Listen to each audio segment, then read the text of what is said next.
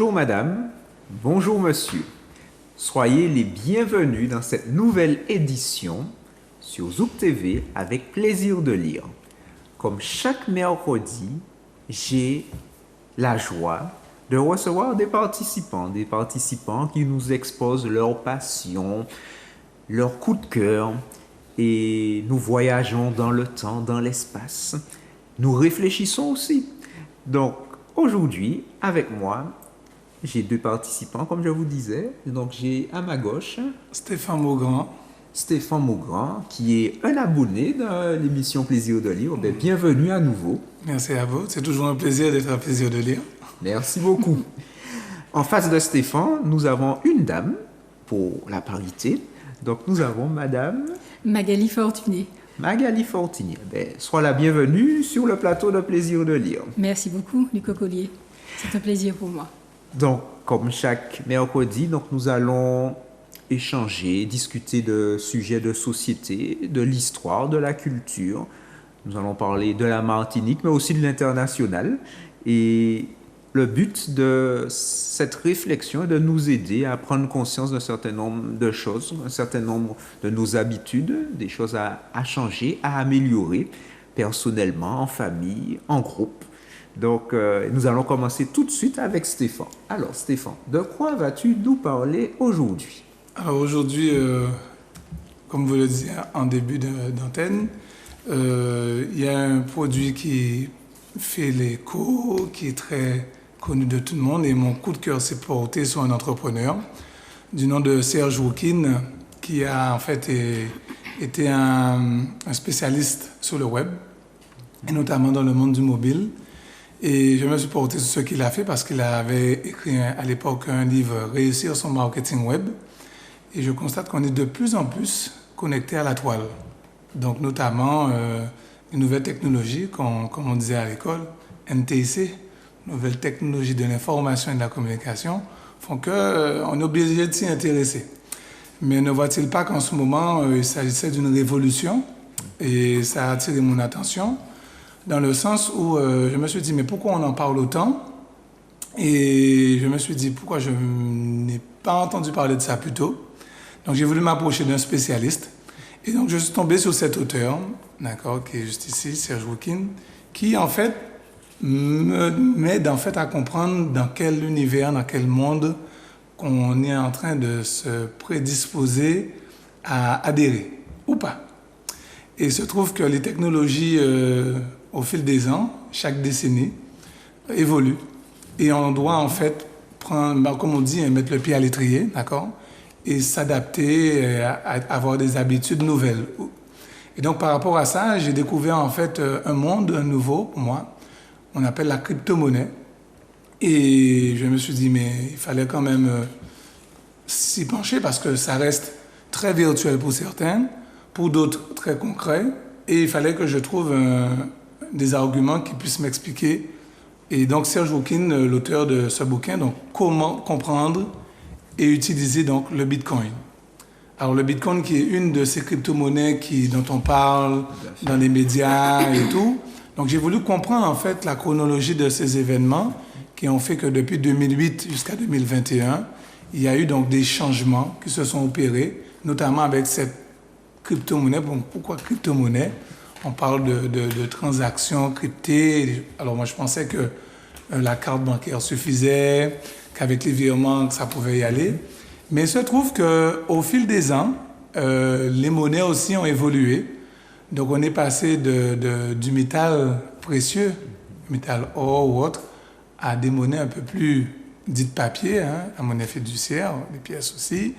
On passe aussi à l'aspect digital, notamment les virements bancaires, les paiements par carte et tout ça. Et là, je vois qu'on parle de crypto-monnaie, donc de transactions, comme on dit, peer-to-peer, de pair à pair, d'ordinateur à ordinateur. Et il a fallu que j'apprenne que la crypto-monnaie, en fait, est la monnaie numérique de l'Internet. Donc, il est possible de faire une transaction d'une personne A à une personne B à travers un ordinateur et en sécurisant. Mais encore fallait-il comprendre ce que c'était. Donc, pour faire simple, j'ai su que le Bitcoin est né, donc a démarré en 2008 à l'issue d'un génie de l'informatique et qui se faisait discret. Donc on ne sait pas s'ils sont plusieurs, comme il nous l'explique. On ne sait pas si c'est une seule personne, mais un nom est sorti, Satoshi Nakamoto. Alors moi j'aime bien les Japonais et j'ai voulu chercher. En fait, c'est très discret là-dessus, mais comme l'auteur explique, il y a aussi 3 autres personnes, apparemment des génies, qui se seraient rassemblés pour mener à bien ce projet-là. Et comment le projet est né? Ça, il a fallu que je comprenne pourquoi en ce moment-là, pourquoi à cette période du temps. Et bien, en 2008, il y a eu la crise aux États-Unis de par le monde, la crise des subprimes. Et en fait, c'était une sorte de palier, un tremplin, on pourrait dire, pour pallier à ce manque de confiance que les gens ont envers la monnaie fiduciaire, la monnaie papier. Parce qu'on peut en produire autant qu'on veut, quand on regarde bien. Et d'ailleurs, en trop en produisant, que ce soit chez les Caucasiens ou ailleurs, mais aux États-Unis, en Europe ou ailleurs, ça peut créer de l'inflation. Et plus qu'il n'en faut, et d'évaluer donc cette monnaie. Donc la crypto-monnaie m'a intéressé dans ce sens où j'ai appris que même si elle existe, même si elle est numérique, même si elle est virtuelle et tout ce qu'on en dit, eh bien, il y a une limite. Donc on ne pourra pas produire plus de 21 millions de cette pièce de monnaie qu'on appelle le Bitcoin. Justement, une petite question par rapport.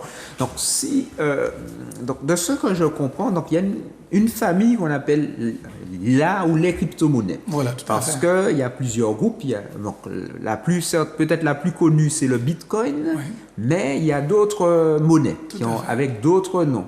Tout à fait. Le terme Bitcoin, donc je vois Bitcoin, c'est pas trop français. Donc, oui. Est-ce qu'il y a une signification? Est-ce qu'il y a entre l'appellation et la monnaie en elle-même, cette monnaie virtuelle, quel lien on peut faire? Alors, si on regarde bien le terme Bitcoin, coin, on sait que ça vient de l'anglais, qui signifie pièce de monnaie ou autre, et bit qui, par rapport aux données informatiques, on parle de mégabits, gigabits et tout. Donc, ça a été une sorte de cohésion, ça s'est compacté, et est né le Bitcoin. D'accord? D'où la monnaie, donc, des transactions numériques, des transactions dites du point de vue du support informatique, qui permettaient de créer une relation de confiance entre deux personnes via un bien numérique, qui est beaucoup plus pratique, qui est beaucoup plus rapide et qui permettait à un tiers de ne plus se poser la question, est-ce qu'il va être, comment dirais-je, hacké ou qu'on va le dérober, ou qu'on va le nuire. Et donc, c'est là que crée donc, ce lien de Bitcoin qui permet donc de pair à pair, hein, d'ordinateur à ordinateur, de créer cette relation de confiance. Donc, en fait, c'est là que ça se joue, c'est sur la confiance numérique.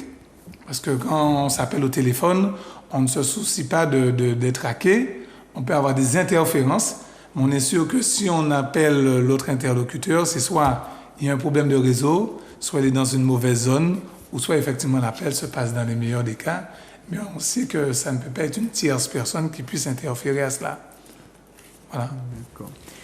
Et alors, cette monnaie Bitcoin, donc j'ai cru comprendre que c'est la monnaie de référence, en tout cas la première des monnaies virtuelles, ou mais c'est juste la plus connue?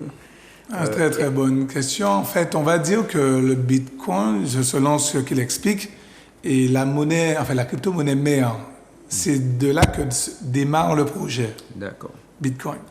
Mais il se trouvait que d'autres personnes, d'autres génies de l'informatique, notamment celui qui a créé, autre que le Bitcoin, les crypto-monnaies qui viennent après, parce qu'il en existe plusieurs. Hein.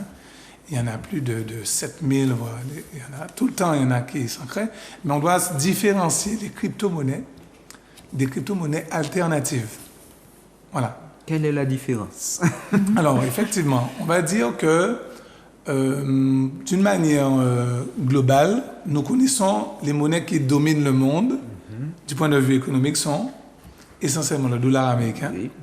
Nous avons l'euro et nous avons le yen.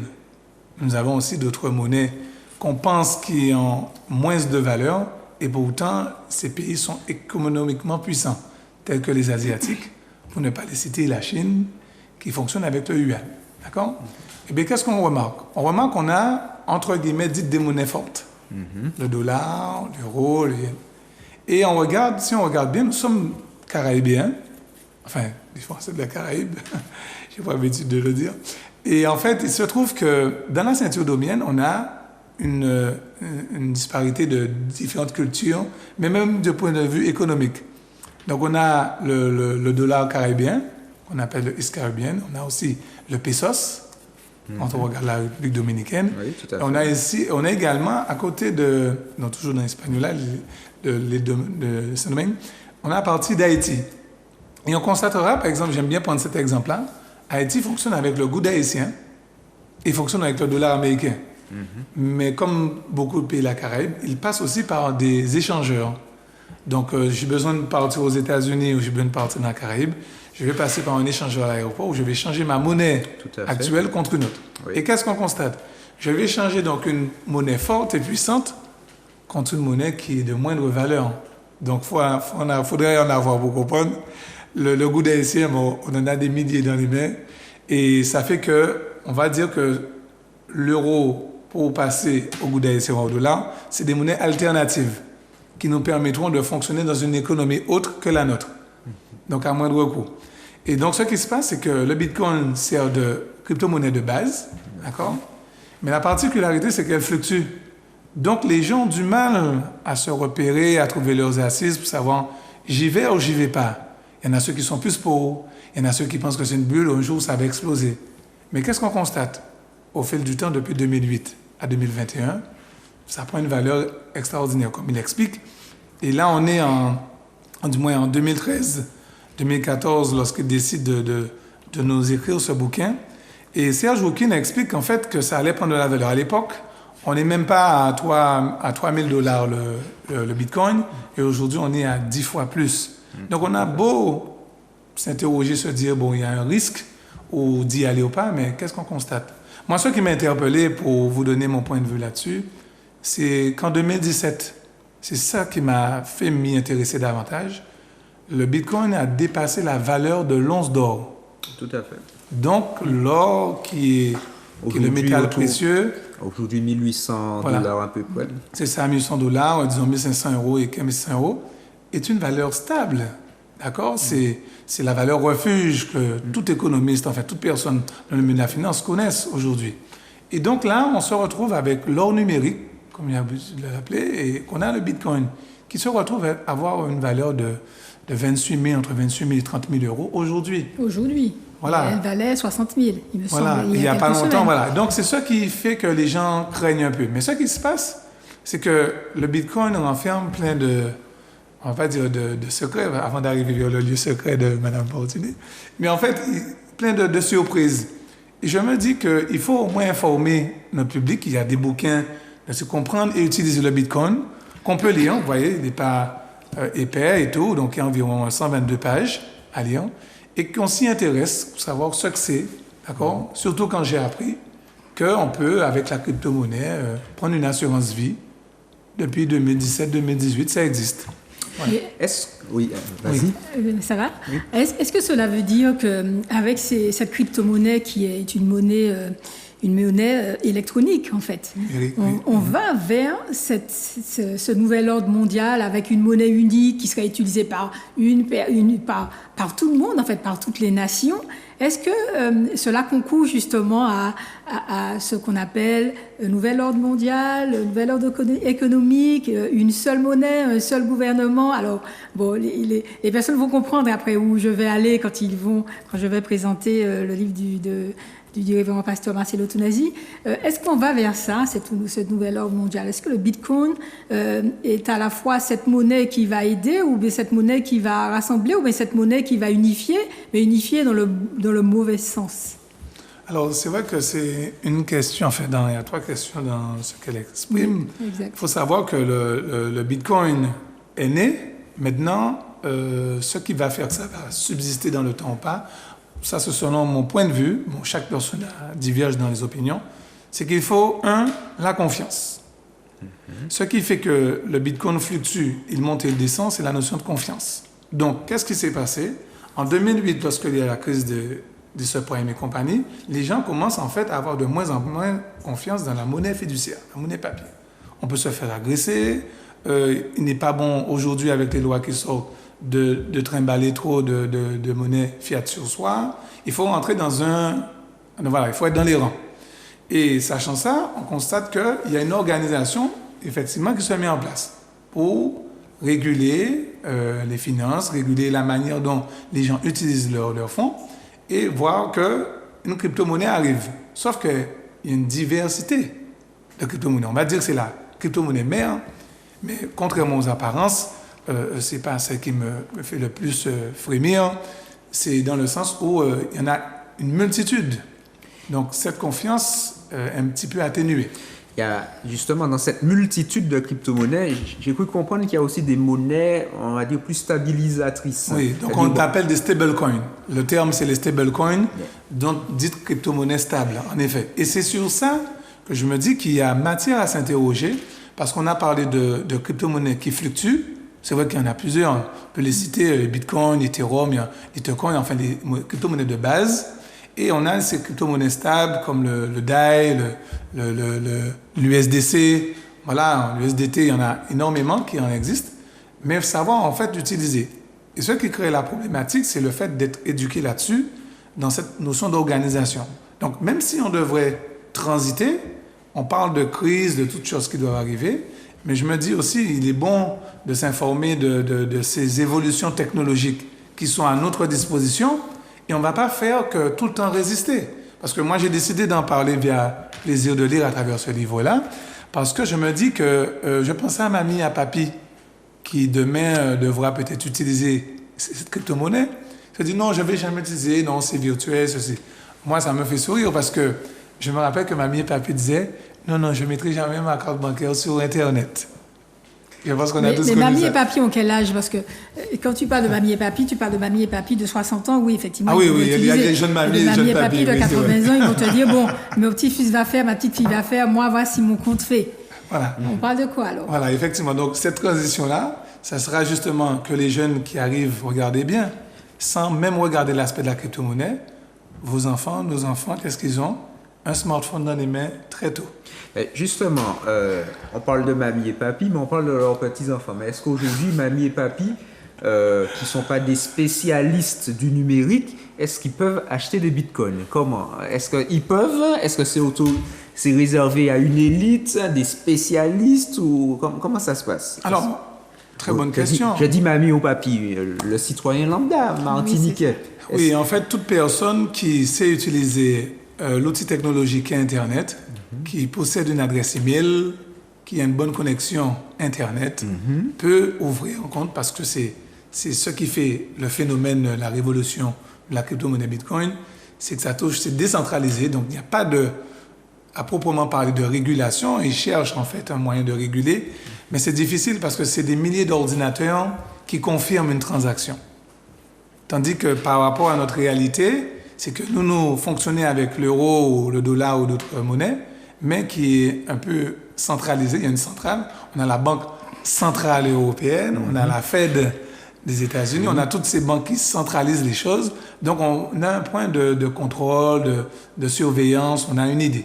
Mais avec la crypto-monnaie, donc ce monde à double tranchant, où on peut... En fait, pour le moment, ce qui se passe, la difficulté au niveau gouvernemental, c'est qu'ils n'ont pas de contrôle dessus, mais c'est le fait aussi que les gens s'intéressent à la crypto juste pour en acheter et voir dans quelle mesure, avec le temps, ça crée des plus-values plus qu'intéressantes et retirer leurs bénéfices. Alors qu'à la base, les gens ne savent pas que ce n'est pas dans ce contexte-là que le Bitcoin et la crypto-monnaie étaient créés.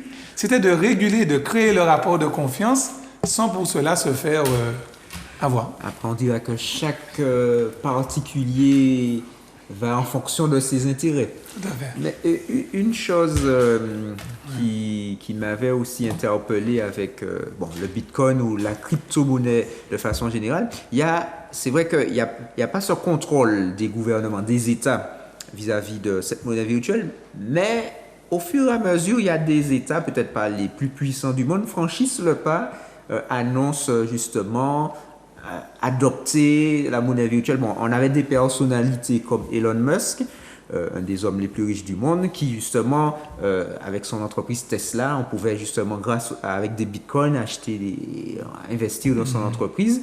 Il y a, je crois, le Salvador. Le Salvador qui a décidé d'adopter cette forme de monnaie pour tous les citoyens salvadoriens. Donc, en fait, on voit qu'il y a des pays qui se sensibilisent à cette forme d'économie nouvelle en termes de transactions. Et maintenant, il faut s'y intéresser. Moi, l'idée, je vois que, vous vous rappelez du livre, hein, on va comprendre, utiliser le Bitcoin. Moi, je veux comprendre. Parce qu'avant d'agir, il faut qu'on sache où est-ce qu'on va. C'est ça. J'aime bien le titre. Il y a à comprendre avant d'utiliser. Oui, donc, bien sûr. Donc, et effectivement, s'il y a comprendre, compréhension, donc il y a un fonctionnement, il y a une logique, il y a une cohérence, un raisonnement. Bon, on peut ne pas être d'accord, mais il y a un raisonnement, il y a un fonctionnement. Et en comprenant le fonctionnement, on voit après comment on agit. Comment agir, tout à fait. Vis-à-vis. Voilà. Mais est-ce que c'est nécessaire de comprendre le Bitcoin pour comprendre les autres monnaies? Alors, souvent, en fait, il y a une notion de précipitation. Les gens se précipitent trop à vouloir comprendre pour pouvoir agir. Mais en fait, je me suis rendu compte qu'il me manquait un outil indispensable. C'était apprendre. L'apprentissage. Donc, la connaissance. Et il faut aller s'informer, aller s'approcher des professionnels, voir, en fait, moi, j'ai voulu créer une sorte de listing. Qu'est-ce que le gouvernement pense? Donc maintenant, depuis que c'est arrivé, il existe ce qu'on appelle les crypto-actifs. Donc si j'en possède, je possède des crypto-actifs. Qu'est-ce que le gouvernement dit? C'est taxé, pas taxé, au niveau fiscal et tout ça. Ça, c'est la première chose. La deuxième chose, c'est apprendre qu'est-ce qu'on en dit sur Internet. Et souvent, les gens se précipitent vers des choses comme ça. Et il y a la notion de risque. Donc le risque est énorme parce qu'il ne faut pas oublier que ça fluctue, ça monte et ça descend. Bien sûr. Ça avait une valeur de départ de quelques centimes, messieurs. On a été tous millionnaires, milliardaires aujourd'hui. Il ne faut pas avoir peur de le dire. Il y a des millionnaires en crypto-monnaie dans le pays qui ne se font pas savoir. Donc, parce qu'il y a des jeunes qui jouaient dans des jeux de stratégie, d'accord?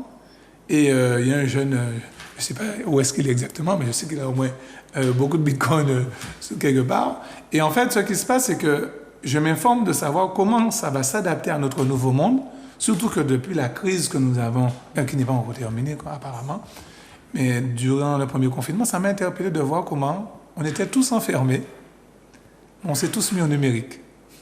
Donc, certes, on ne va pas faire de la publicité pour les compagnies, les médias, les films et compagnie, il y a eu ça, mais j'ai vu que malgré tout ça, la banque n'était pas en crise, n'était pas fermée, il y a des choses qui continuaient à fonctionner. Bien sûr. Voilà, donc je me suis dit, mais l'Internet a continué à fonctionner. On s'appelait via les réseaux sociaux, on prenait des nouvelles et tout. Donc, il y a eu les médias qui ont communiqué. Donc, j'ai vu que même si le monde s'arrête, il y a une autre partie qui continue. Et donc, j'ai l'impression de rentrer dans un nouveau monde où, un peu comme nos parents, qui sont passés de l'ancien franc vers le nouveau franc.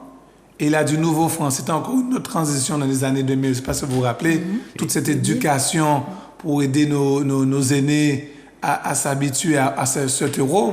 Donc, ils mettaient leur argent sur leur matelas et compagnie. Bon, ça me faisait sourire. Mais en fait, tout ça pour vous dire, et de l'euro, vous voyez, on passe vers une monnaie digitale, on nous habitue à la carte. Donc, pour revenir à cette opportunité, est-ce que ce n'est pas cette organisation qui se met en place, mais allez savoir dans quel objectif? Ce nouvel ordre mondial. Donc, du coup, un nouvel ordre mondial auquel il faudrait évidemment qu'on s'adapte, mais auquel on ne doit pas se conformer. Et c'est cela, parce que forcément, les nouvelles technologies sont là, elles sont évidemment là. Donc, on doit les utiliser. Dans ce qu'on fait, dans le travail qu'on fait, dans les activités qu'on a, on doit les utiliser. D'ailleurs, dans les ministères pastoraux, les pasteurs les utilisent de plus en plus. Et d'ailleurs, le pasteur, révérend pasteur Marcello Tunasi, dont je vais présenter le livre tout à l'heure, est passionné des nouvelles technologies et il utilise tous les moyens qu'il a pour faire passer des messages, pour évangéliser, pour faire passer la parole. Et c'est cela. Donc, moi, je parle de cette nouvelle ordre mondiale. Les choses vont arriver parce qu'elles doivent arriver, parce qu'elles sont écrites. Bien, maintenant, qu'est-ce qu'on fait? Est-ce qu'on se laisse transformer? Est-ce qu'on se conforme ou est-ce qu'on s'adapte? Et c'est cela. Donc c'est s'adapter à cela qui permet d'avancer, d'utiliser le moyen que le monde donne pour faire avancer les autres choses. Et donc nous, au niveau spirituel, on va utiliser les choses du monde, mais nous ne sommes pas du monde. Nous sommes dans le monde, on va utiliser les choses, mais on ne va pas s'y adapter, on va pas s'y conformer, mais on va s'y adapter. Parce que nous, notre rôle n'est pas de venir être transformé par les choses du monde, même si elles arrivent en masse et en puissance, mais nous, on utilise la toute puissance pour pouvoir adapter ces choses-là à ce qu'on fait pour amener justement ces choses du monde à nous pour qu'elles puissent s'adapter. Merci beaucoup. En tout cas, merci beaucoup Stéphane avec joie, pour cette présentation. Il y a beaucoup à dire, donc je vous invite à en tout cas, consulter. Ta présentation a donné envie d'en savoir un peu plus, d'essayer de comprendre, d'apprendre et utiliser. Éventuellement voir si on utilise. Oui, exactement. Il y a un papy qui avait acheté des bitcoins à l'époque. Je crois qu'il les avait achetés à 1 euro ou 2 euros. Bien, quand le bitcoin était monté à un moment donné à 15 000, il avait près de 500 000 euros. Il a les 500 000, il les a tous retirés, il les a gardés. Et heureusement, bien lui en a pris parce qu'après, il est redescendu après vers 3 000, vers 2018, ça etc. fait un papier heureux, vous avez vu, le bitcoin est remonté. Donc, un papier heureux qui était... Comment il s'appelle ce papier? Non, je ne vais pas vous donner le nom du papier, évidemment. Donc, effectivement, il y a des papiers avant-gardistes. Parce qu'il y a des jeunes qui le font, mais il y a des jeunes qui ne connaissent pas non plus. Bien sûr. Maintenant, il faut être avant-gardiste partout. Et il faut être aussi un avant-gardiste dans la spiritualité, parce que c'est celle qui sauve.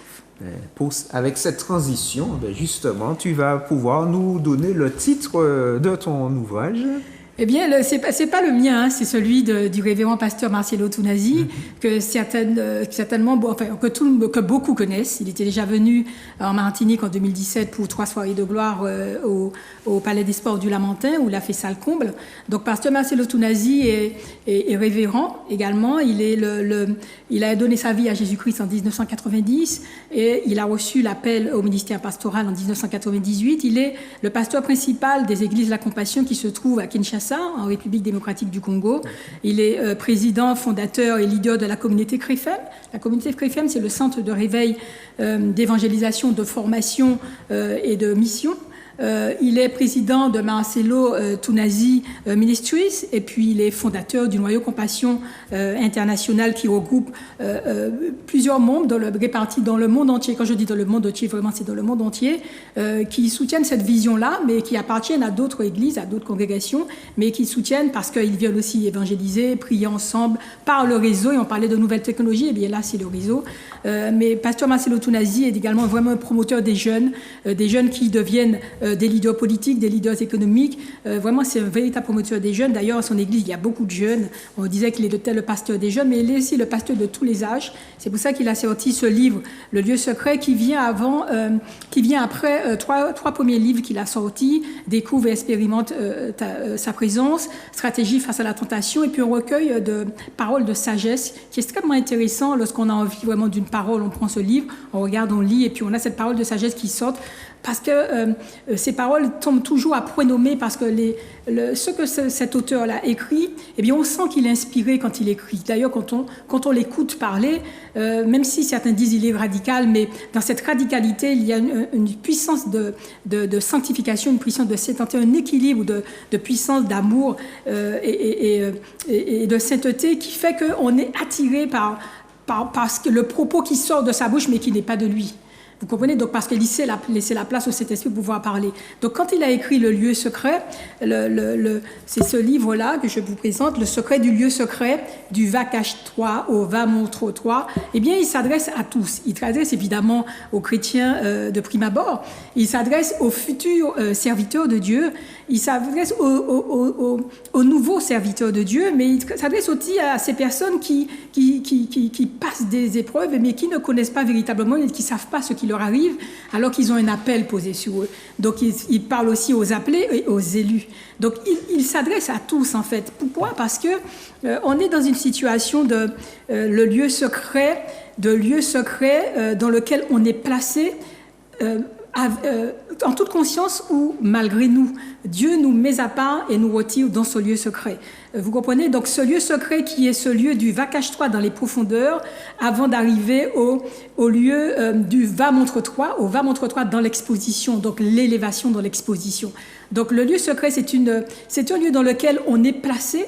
C'est un lieu sacré, c'est un lieu de sainte retraite, c'est un refuge aussi où Dieu nous met à l'abri, mais surtout c'est une école secrète, une école de discipline où Dieu vraiment nous forme, nous transforme, nous brise, nous taille, nous restaure par sa parole, par sa présence, par la communication que nous avons avec lui. Et quand on est comme ça, quand on entre comme ça dans ce lieu secret, eh bien parfois on ne sait pas ce qu'on vit, on ne comprend pas ce qui nous arrive. Et dans ce livre-là, justement, Pasteur Marcelo Tounasi nous fait comprendre, nous donne le secret de ce lieu secret pour mieux comprendre ce qui nous arrive. Pourquoi? Parce que on passe par un temps d'épreuve. Vous saviez, les afflictions, les douleurs, les souffrances, les remises en question permanentes, etc. On est dans ce temps d'épreuve qui est aussi une période, parce que le lieu secret, c'est une période. Le lieu secret aussi, c'est un désert. Mais nous ne sommes pas faits pour rester dans le désert. Nous sommes faits pour passer du désert et aller dans le pays de Canaan, donc dans la terre promise. Nous ne sommes pas des hommes de désert, mais le désert est utile pour que nous puissions vivre et profiter, bénéficier des bienfaits que nous allons trouver dans ces terres de Canaan, dans cette terre promise. Et c'est de cela qu'il s'agit dans ce livre-là. Ce livre-là nous permet justement de vraiment mieux nous approprier cette durée d'épreuve, cette période d'épreuve, ce lieu secret, cet atelier dans lequel il nous place, pour nous malaxer, pour nous préparer, comme le potier. Il nous place sur un tour et puis il nous fait comme ça tourner. Il nous passe par le feu des épreuves. Et c'est véritablement un feu des épreuves. Mais c'est un feu des épreuves qui est salutaire, parce que ce lieu secret est un lieu salutaire. Et c'est un lieu où on baigne dans la présence de Dieu, un lieu où la prière est extrêmement importante, un lieu où on apprend à prier. Et quand on est dans ce lieu secret, Dieu nous pousse dans cette restauration qu'il fait avec nous, dans le travail de préparation à l'exposition au public. Il nous apprend à entrer dans la prière, donc à entrer en communication avec lui par la prière, à entrer en communion avec lui par la prière. C'est ce qui est arrivé à Élie quand il a dit « Va, cache-toi, va près du torrent de Kérit, et là tu vas t'abreuver au crayon, et puis je donnerai au corbeau de te nourrir. » Et là, il a fait la même chose avec Paul, qu'il a fait tomber de son cheval, et pendant 3 jours, il n'a pas vu. Il a dit « Va, je vais te dire où tu dois aller, et il va t'ouvrir les yeux et tu verras. » Et donc, toutes ces personnes-là, on a le cas de Samuel. Samuel, c'est une prophétie à lui seul. Quand il apparaît, quand il descendait de la montagne, c'est un homme de montagne, Samuel, qui a été consacré et qui s'est consacré à Dieu. Donc, c'est un élu à Dieu dès son enfance. Sa mère l'avait consacré, c'est une alliance qu'Anne avait fait avec l'Éternel parce qu'elle n'avait pas d'enfant. Tout le monde connaît toutes ces histoires-là. On connaît aussi le cas de Joseph, qui a été dans ce lieu secret de la prison, qui a été rendu esclave, mis en esclavage par ses frères, vendu, et qui a été jeté en prison. Et c'est en prison qu'il a eu les révélations, et que ensuite Dieu l'a exposé en devenant ministre, parce qu'il a été préparé par cela. Et c'est ça, en fait, toutes ces personnes-là qui sont des hommes de même nature que nous, sont passés dans le lieu secret pour être exposés. Et le modèle le plus parfait, c'est celui de Jésus-Christ, que lui, il a été exposé à 30 ans. Et pendant les 30 années, il a été préparé, et c'était le Fils de Dieu dès le sein de sa mère. Vous comprenez? Donc, en fait, Dieu vous place dans ce lieu secret-là, et puis il vous retire quand vous êtes prêt. Mais vous ne pouvez absolument pas sortir avant le temps, parce que sinon vous êtes un prématuré spirituel. Et donc, on vous met dans une couveuse spirituelle. Vous savez, dans ce livre-là, Pasteur Marcelo prend les exemples dans la nature, où il parle du ver qui devient du ver à soie, ou bien du ver qui devient papillon. Dans la cocon, il parle de la chenille qui devient papillon, le ver qui devient chenille, qui devient papillon. Oui. Il parle également de ce charbon qui est au fond de la terre à plus de 3000 mètres de profondeur, et qui est passé au feu, mais voilà, avec des milliers de degrés, et qui sort en diamant. Et c'est cela, en fait. Donc, c'est pour ça qu'il ne faut pas mépriser les charbons que vous voyez, parce que derrière le charbon que vous voyez, il y a le diamant. Et ce diamant-là est passé, en fait, par tout un feu d'épreuve qui vous prend, qui vous taraude, qui vous... Vraiment. Et là, je vous dis que, et je parle vraiment en toute connaissance de cause, quand vous passez dans ces feux-là, il faut vous tourner vers Dieu. Et Dieu, surtout quand il vous a appelé, il vous fait passer devant ce lieu d'épreuve. C'est une école de formation. La formation avant l'élévation. C'est vraiment un livre très profond qui va au-delà même de tout ce qu'on a déjà écrit dessus. C'est vrai qu'on a déjà écrit sur ce passage d'épreuve. Mais ce livre est particulier parce que la profondeur dans laquelle il place le lecteur, lui permet d'avoir toutes les clés, tous les éléments, de connaître toutes les étapes de sortir de la vie profane jusqu'à entrer dans cette présence manifeste de Dieu, de cette présence glorifiée de Dieu, pour ensuite être exposé en public. Et ce livre-là nous présente toutes ces étapes du brisement, en passant par le brisement, le dépouillement, la restauration, la préparation, l'élévation et puis l'exposition. Mais on ne peut absolument pas partir, être élevé, s'élever soi-même et être exposé tout seul, parce que c'est un suicide spirituel. Ceux qui se sont exposés seuls et qui se sont déclarés serviteurs seuls, ils en paient les procrastinés maintenant et ils en paieront forcément les procrastinés. Pourquoi? Parce que Dieu appelle et il vous consacre. Maintenant, vous êtes consacré, vous vous consacrez, vous devenez un élu. Donc il y a un appel, la double consacration de l'élu et celui que Dieu a appelé et qui se consacre. Celui qui est appelé et celui que Dieu a consacré. Et lorsque Dieu consacre, il pose l'appel sur vous. Et lorsqu'il a besoin de vous, je vous assure, vous pouvez faire le tour du monde. Il pose la main sur vous. Et lorsqu'il pose, il vous place dans le lieu secret et il vous fait travailler. Il vous travaille et vous fait travailler parce il vous place dans ce désert, dans ces lieux arides comme il a placé Élie. Et maintenant, il le sort parce qu'à un moment donné, l'appui, donc la bénédiction est déjà là. Donc les prières que vous allez faire vont juste procéder à la manifestation de la gloire de Dieu, à la manifestation de la pluie. Lorsque Élie est venu, il a dit, va, maintenant tu peux y aller contre les prophètes de Baal, tu vas faire tomber la pluie, il va arriver, le feu va tomber. Et la pluie, quand il a prié, la pluie s'est arrêtée. 3 ans après, il a prié, la pluie est venue. Et c'est cela, en fait, cette partie de profondeur dans laquelle Dieu vous place, c'est extraordinaire. Parce que, et je le répète, certains qui sont dans cette durée d'épreuve, de ce temps d'épreuve, pensent qu'il y a des malédictions sur eux, ou bien ce sont des punitions divines. Non, c'est simplement que Dieu veut vous parler. Dieu vous appelle dans le lieu secret. Entrez dans le lieu secret. Et vous saurez que Dieu a beaucoup de choses à vous donner. Il a beaucoup de choses à vous dire. Et c'est ça, cette communion avec lui dans cette manifestation de sa gloire qui est extraordinaire. Alors, merci beaucoup pour cette présentation très profonde. Alors, tu as dit en début, lors de ta présentation, que c'est un livre qui s'adresse à tout le monde. Tout le monde peut le lire, tout le monde peut tirer profit de la lecture de ce livre. Je pense aux personnes qui, on va dire, dites non chrétiennes ou qui n'ont pas la connaissance de Dieu. Est-ce que ces personnes-là aussi, qui pourraient lire ce livre-là, peuvent faire l'expérience du lieu secret? Elles font certainement déjà l'expérience du lieu secret, mais ne le savent pas. Et ce livre va leur permettre justement de comprendre le lieu secret. Je vous ai dit, le lieu secret, c'est un lieu sacré, c'est un refuge, c'est un lieu de repli, c'est un lieu de sainte retraite, c'est un lieu où Dieu vous brise, vous dépouille, vous restaure avant de vous exposer, avant de vous montrer. Donc ces personnes vivent certainement, et elles ne le savent pas, elles se disent, parce que j'ai fait ça, Non, Dieu a toujours pardonné, Dieu pardonne toujours, même au dernier moment. Il a bien pardonné le brigand sur la croix, jusqu'à la dernière minute, même si le brigand n'avait pas été baptisé, mais Dieu l'a pardonné. Jésus l'a reçu, il a dit, tu seras avec moi au paradis. Et donc, ces personnes qui sont dans ces temps d'épreuves-là, parce qu'elles le sont, elles pensent mais ces épreuves-là, ce sont des épreuves de temps spirituel qu'elles ne discernent pas encore, qu'elles ont du mal à discerner ou qu'elles refusent de discerner, parce qu'elles restent encore sur la rationalité. C'est pour ça que je prie que les nouveaux serviteurs ou ces personnes qui vont entrer vraiment dans la chrétienté, qui vont devenir des chrétiens, au départ ils seront des chrétiens charnels, mais ils vont devenir très vite, et je le souhaite et je le prie pour cela, qu'ils deviennent des chrétiens spirituels, et bien ces personnes vont expérimenter ces temps-là, ces épreuves-là, cette présence de Dieu, et ils vont commencer à comprendre que Dieu est. Il a été, il l'est et il sera toujours. Et quand bien même on veut le nier, le renier, il sera toujours là. Et il va passer par tout type de situations et de circonstances pour vous ramener à lui. Surtout quand l'appel est posé sur vous. Pas chrétien, l'appel est posé sur vous, vous allez croire. Et vous allez passer par là.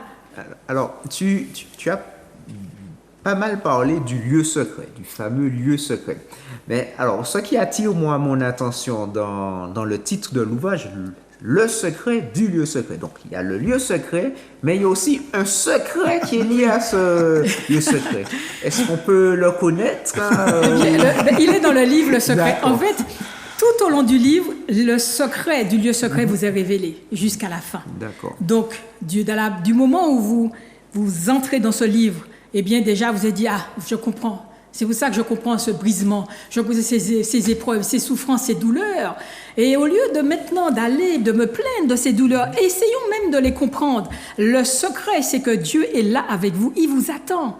Et il ne vous abandonnera jamais, il vous ne laissera jamais, comme il a dit à Josué, comme il a dit à Gédéon, comme il a dit à Paul, comme il a dit à tous ces grands hommes de Dieu, à Élie, à Samuel, il a dit: je ne vous abandonnerai jamais. Et ces personnes-là vont pouvoir expérimenter, connaître avant, expérimenter le secret qui se trouve dans le lieu secret. Parce que le secret, c'est d'entrer dans ce lieu secret pour connaître et pour vivre cette manifestation de la gloire de Dieu. La gloire de Dieu, elle est tellement élevée que ses voies sont tellement impénétrables que c'est un secret pour nous, mais il nous révèle ce secret-là. D'accord. Okay. J'avais supposé qu'il fallait entrer dans le lieu secret pour comprendre le secret. C'est ça. Mais ce n'est pas quelque chose de physique, hein? C'est spirituel. C'est spirituel, voilà. C'est un état. C'est un état qu'on peut, pour pouvoir entrer, tout dépend de notre maturité, de notre état d'esprit. C'est ça. Et de ceux qui nous accompagnent, de ceux avec qui on parle, de ceux vers qui Dieu nous envoie pour parler. Parce que, et pardon, je t'interroge juste 2 secondes. En fait, ce que je veux dire par là, c'est que ces personnes dont tu parles qui ne connaissent pas encore Christ, qui ne sont pas encore amenées à Christ, eh bien, il serait bienvenu qu'elles lisent ce livre afin qu'elles comprennent. D'accord, qu'elles comprennent les situations dans lesquelles elles se trouvent. Parce que le monde ne pourra pas expliquer la situation dans laquelle ils se trouvent. Ils sont passés partout, ils ont vu plein de choses. Ils sont allés consulter, et là, ils ne devraient pas consulter d'ailleurs. Ils sont allés partout et ils n'ont toujours pas compris. Ils sont toujours dans le même état. Qu'ils entrent dans le lieu secret afin de changer d'état, afin de passer de cette période de brisement dans laquelle ils végètent pour passer à la période de restauration et d'élévation, afin que Dieu puisse les réexposer en public, mais les exposer à sa manière pour sa gloire, afin que cette gloire soit et demeure, parce que la gloire des hommes ne demeure jamais, elle est éphémère. Et combien de fois on peut entrer dans le lieu secret?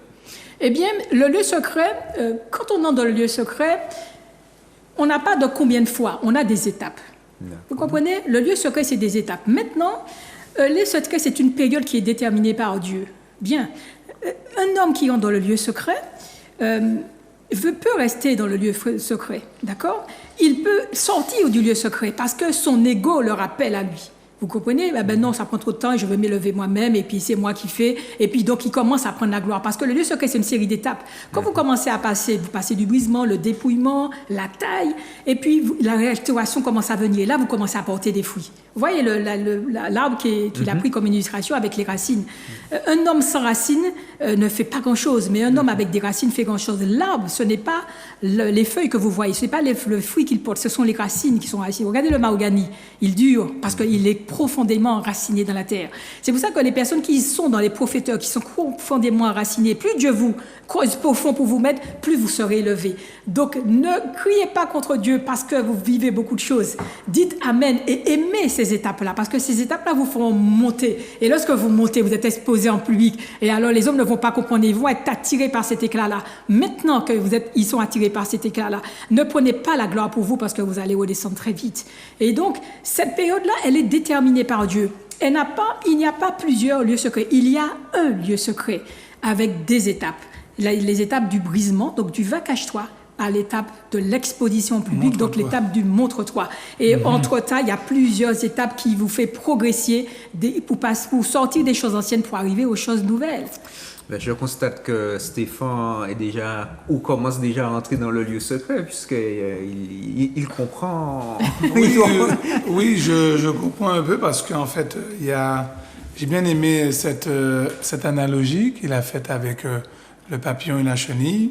Et il dit qu'en fait, même si la chenille voulait se maquiller en papillon, j'aime bien l'image qu'il en fait, elle ne voudrait pas puisqu'elle n'a pas d'aile. C'est ça. Alors ça, c'est bien. Et l'image aussi de l'arbre avec les racines.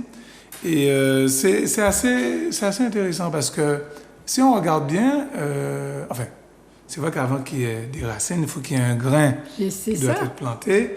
Mais c'est bizarre, hein. C'est des choses qu'on sait.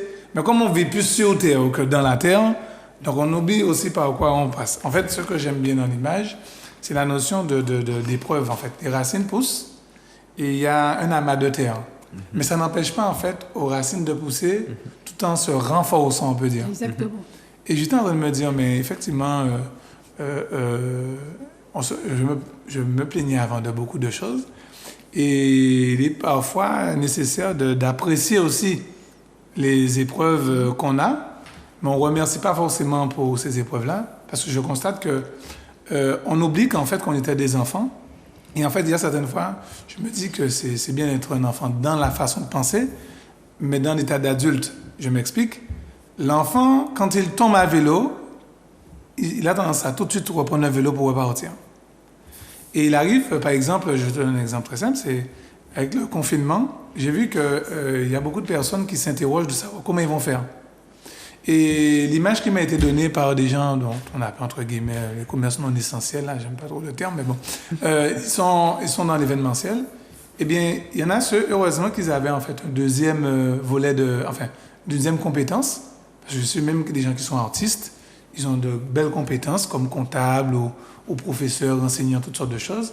Et même si toutefois la musique, leur passion ne leur fait pas forcément vivre, mais ils ont de quoi, ils ont une sorte de tremplin. Et je constate que c'est toujours bien de s'enraciner, et en fait, on a des épreuves. Et souvent, j'ai constaté que souvent, on se plaint de toutes sortes de choses, qu'il n'y a pas de boulot, qu'il n'y a pas de ci, pas de ça. Mais en fait, on ne se remet pas en question de se dire, mais je peux créer, je peux mettre des choses en place. Exactement. Ça m'a beaucoup plu de voir comment des mères au foyer, même des couturières, se sont mises à faire des masques traditionnels. Alors qu'on n'en avait pas à l'époque. Ça a beaucoup aidé. J'ai beaucoup aimé cette notion où des entreprises locales se sont mises à faire des sortes de visières pour aider le monde infirmier, les enseignants, et j'en passe des meilleurs. Et qu'avec le temps, on a appris que la visière en elle-même n'était pas suffisante, mais qu'il fallait porter le masque et la visière. Bon, finalement, on finit par ressembler à des cosmonautes. Mais bon, c'est juste en passant. Mais tout ça pour te dire que cette notion d'épreuve, moi, le lieu secret, on est en dessous quelque part, on vit des épreuves que soi-même on vit, et il y a certaines fois, on voit l'autre, on constate l'autre qui a l'air d'être mieux en apparence, mais on ne sait pas ce que l'autre vit. Et c'est ça. Donc, on va déjà voir, je ne vais pas dire, la paille qui est dans notre œil, on va regarder la poudre qui est dans notre voisin, ou la poudre qui est dans notre œil, avant de regarder la paille qui est dans l'autre. Je trouve ça super intéressant, je vais le lire parce que j'ai vu des expressions très fortes qui m'ont, par exemple, Jésus est à l'aéroport où atterrit la bénédiction et d'où décolle l'élévation. Exactement. Alors il y a des choses comme ça, vous allez te dire que le lieu secret, certes, mais je pense que quelque part on a tous notre lieu secret sur lequel on devrait s'arrêter pour vraiment entrer en profondeur en soi-même avant de découvrir le lieu secret des autres. Voilà, le lieu secret est personnel, il est individuel. Oui, ça j'aime dans tous les beaucoup. cas. Donc, toutes les remises en question qui sont faites durant ce temps-là, eh bien, elles sont absolument individuelles. Parce que Dieu vous prépare dans l'individualité, dans la solitude, parce que c'est un professeur pour nous tout seuls. Et ce professeur garde silence pendant cet examen-là, parce que depuis quand avez-vous un professeur qui va parler pendant le temps de l'examen? Non, il va garder silence. Et en tête, il vous prépare pour préparer la multitude. Tout à fait. Voilà. En tout cas, merci beaucoup, Magali, pour cette présentation de l'ouvrage Le secret du lieu secret. Donc, du va cache-toi au va montre-toi, comme je vous invite. Il y a aussi la partie en rouge du va cache-toi au va montre-toi. Ah oui, ouais. Merci beaucoup. Parce qu'il y a des livres qui sont sortis, le secret du lieu secret, mais qui n'ont rien à voir avec le livre de le sous-titre. Le sous-titre est très important. Oui. Ne faites pas comme moi qui me suis arrêté seulement. Donc, je ne suis pas encore entré dans le lieu secret. En tout cas, merci beaucoup, Stéphane, pour ta participation, pour tes explications concernant le Bitcoin et puis l'énergie que tu as. Oui, tout à fait. Il faut s'informer et apprendre aussi bien dans le secret que le secret de nos finances, de notre économie. Et le nerf de la guerre, comme j'ai pour habitude de dire lorsqu'on en a besoin, et la guerre des nerfs lorsqu'on n'en a pas. Merci à tous. Je vois bien que Stéphane s'adapte aux choses spirituelles voilà. Toujours, il prend les choses du monde pour les conformer aux choses spirituelles. Parce que je pense que tout est spirituel. Pour les conformer aux choses spirituelles. Pour les conformer, c'est pas le contraire. Donc, est-ce que je peux ajouter quelque chose? Un mot de conclusion, rapidement. Juste un mot de conclusion. Eh bien, pour ceux qui veulent avoir ce livre, il est déjà disponible en Martinique. Il sera présenté officiellement le vendredi 23 juillet en direct de Kinshasa à 17h. Donc, 11h, midi, heure de Martinique. Et vous pourrez poser toutes les questions. Mais il est disponible ici. Il est aussi dans une librairie. Je ne sais pas si je dois la citer. Mais voilà, la librairie La Jeunesse qui se trouve à la rue Gallieni, et elle est disponible. Si vous voulez la voir, vous passez par Zouk TV et ils vont me transmettre l'information. Voilà. Merci beaucoup. Et toutes les autres librairies aussi. En tout cas, merci beaucoup à tous les deux pour vos présentations, votre énergie, cet échange que nous avons pu avoir. Alors, l'année, nous sommes dans la deuxième partie de l'année, donc nous sommes entrés dans le mois de juillet, donc nous allons faire une pause avec plaisir de lire, donc histoire de faire autre chose, mais ça ne vous dispense pas de lire, au contraire. Absolument. Pendant ce temps, moi je vais accélérer mes lectures puisque j'ai pas mal d'ouvrages à lire et notamment ceux dont vous avez parlé aujourd'hui, mais en tout cas, je vous souhaite une bonne journée, chers téléspectateurs. Merci de nous avoir suivis. Merci de nous avoir suivis pendant bientôt 5 mois. Donc, nous faisons une pause. Nous ne partons pas, rassurez-vous. Nous reviendrons plus fort, avec plus d'énergie. Nous espérons que nous aurons appris de ces vacances. Exactement. Et nous reviendrons d'ici le mois de septembre. Et d'ici là, je vous souhaite une bonne journée. Et puis, je vous dis à très bientôt dans Plaisir de lire.